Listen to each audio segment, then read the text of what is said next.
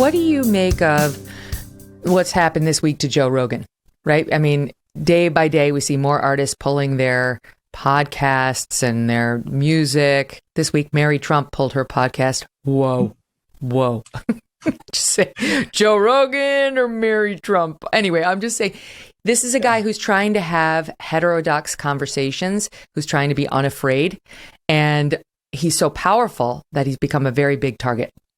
Yeah, look, I like Joe Rogan. I listen to him. I can't wait to talk to him. I also disagree with him on a bunch of stuff. But here's the thing. We've known since the founding of this country that silencing someone, even when you know they're wrong, actually does more damage to society than having healthy, open, honest conversations. So let's just pretend that Joe Rogan is wrong on everything. Mm-hmm. Deplatforming him doesn't solve any problem. All it is a head on a pike that tells everybody else, wow, if Joe Rogan can't share his view, even if he's wrong, I better not say anything. And that is the ultimate weapon of a fringe that knows they're a fringe, right? Is get everyone to shut up and we'll do all the heavy lifting for them. So for me, like, even when I disagree with Joe Rogan, I still want to hear from him because guess what?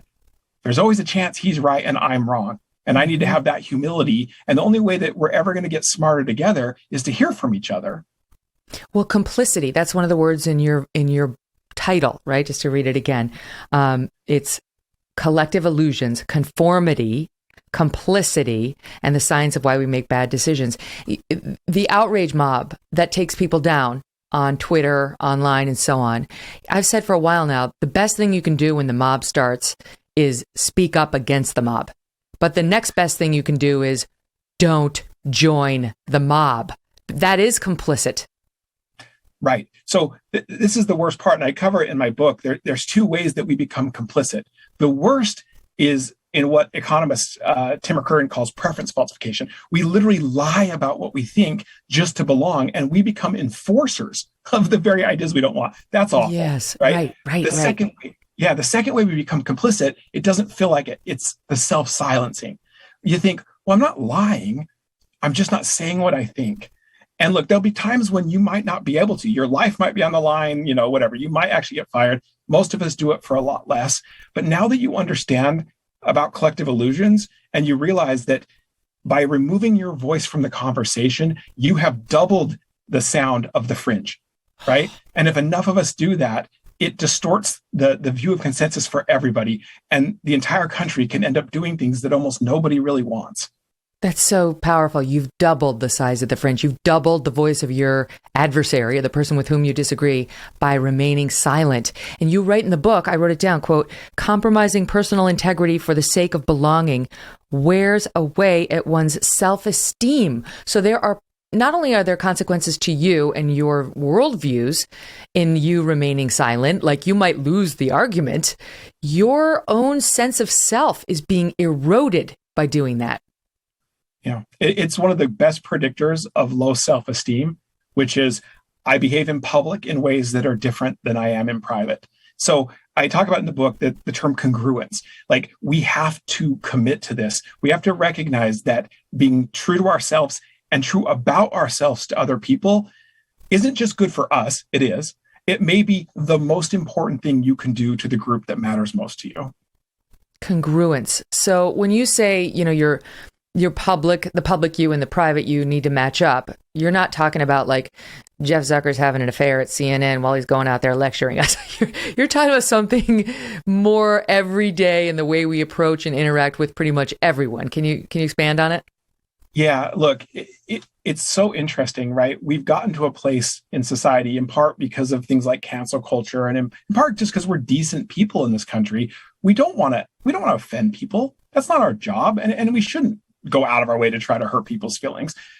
But that has led us to a place where we say, you know what? It's just not worth it. I'll just keep it to myself. I'll talk to my close family, maybe my best friends. But now there's no real conversation, no healthy debate in the public. And what's worse, again, is that it is distorting what we think most Americans believe in, right? And so what happens under those collective illusions, and why it's such an urgent issue for me, is we now live in a country that like probably the most common thing I've heard from people, from my libertarian friend to my progressive friends, is some version of this. Am I crazy? Or did the entire country go crazy almost overnight? Like, they can't, there's like, what is going on? And like, people are like, I thought we shared some basic values. I know we disagree on some things, but it feels like we don't, right? And I'm telling you, we have more private opinion data on the American public than anybody. And I'm telling you, it's not true.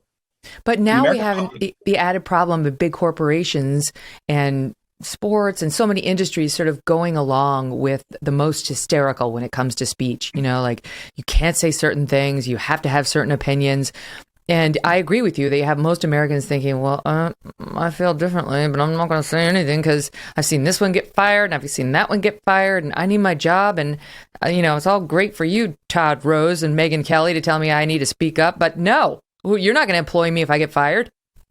Yeah, this has been the place where I've been the most disappointed, is a failure of leadership, right? Because, most people, share your views with each other, right? Most people don't have a lot of control over other people's lives.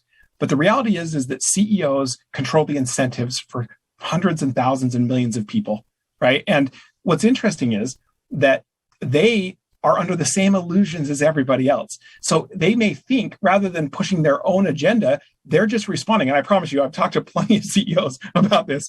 And they say, look, I don't really believe this, but I'm trying to respond to the public, giving them what they want. So I take a stand on something that I don't even agree with because I think it's what everybody thinks. Same, under a collective illusion. The problem is then everybody below you is like, well, got it, right? Because I don't want to get fired, or at least I don't want to get overlooked for promotion. And so we all fall into line, and then it just makes the illusions even stronger. I will tell you, we did one of the largest private opinion studies recently on what people want out of work. And this looks at trade-offs, really not just what you care about, but what you sacrifice. Here's what's really funny.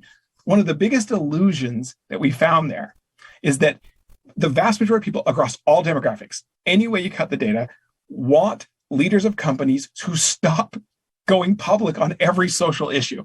Mm-hmm. But they are convinced that most Americans want them to be public, right? So if we're under that kind of illusion, CEOs will continue to behave this way. It will create perverse incentives for us to self-silence, and we will be mired in these illusions until they harm us for good.